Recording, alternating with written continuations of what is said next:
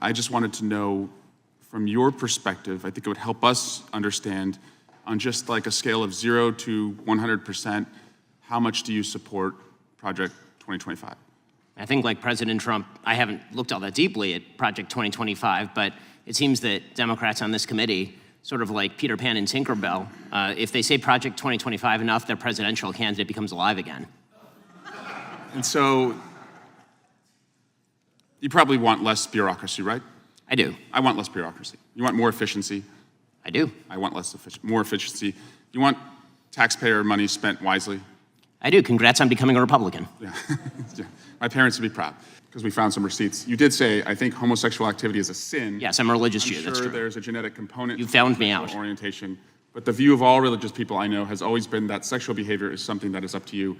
And you said, I may have a desire to sleep with many women, but I do not. I agree with me. Yes, that's true. Congratulations on your, I just have to say that I object strenuously to your use of the word hilarious.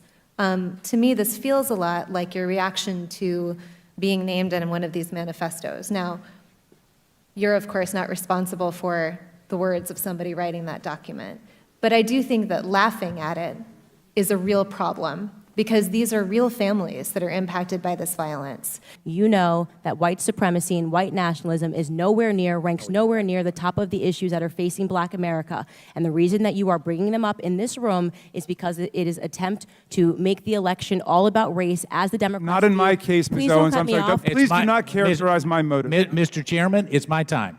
Yeah, it's my time. You've got your time, Mr. Menendez. I'll give you 3 more seconds.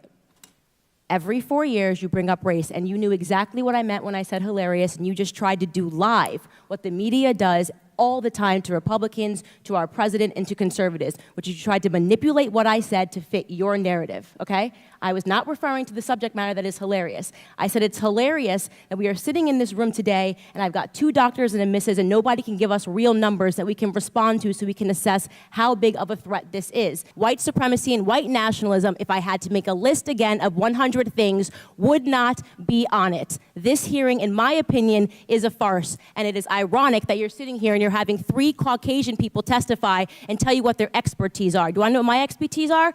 Black in America. I've been Black in America my whole life, all 30 years, and I can tell you that you guys have done the exact same thing every 4 years ahead of an election cycle, and it needs to stop.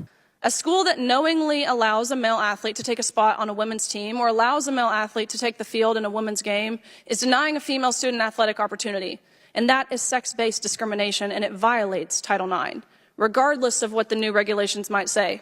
And Ranking Member Lee, if my testimony makes me transphobic, then I believe your opening monologue makes you a misogynist. Thank you. Madam Chair, excuse me, I move to have the gentlewoman's words taken down. Madam Chair, she's engaging in personalities. Can I just ask how it's fair to be called transphobic? There's a thing. I would say men disguising themselves as women are engaging in personalities. Order. Yeah. Hang on. Order. Let's get a ruling. Okay, I move to withdraw the point of order.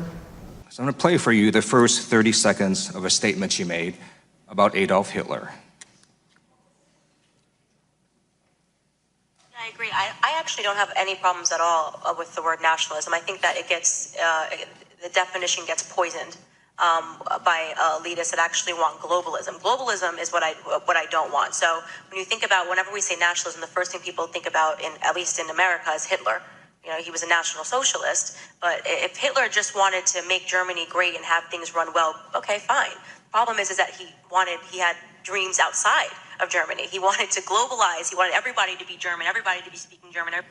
So when people try to legitimize Adolf Hitler, does that feed into white nationalist ideology? It does, Mr. Liu. I know that Ms. Owens distanced herself from those comments later, but we expressed great concern over the original comments. I think it's pretty apparent that Mr. Liu believes that Black people are stupid and will not pursue the full clip in its entirety. He purposely presented an extracted clip. The witness will suspend for a moment. It is not proper to refer disparagingly or to a member of the committee. The witness will not do that again. Witness may continue. Sure, even though I was called despicable. Witness may not refer to a member of the committee as stupid. I didn't refer to him as stupid. That's not what I said. That's not what I said at all. You didn't listen to what I said. May I continue? Please. As I said, he is assuming that black people will not go pursue the full 2-hour clip.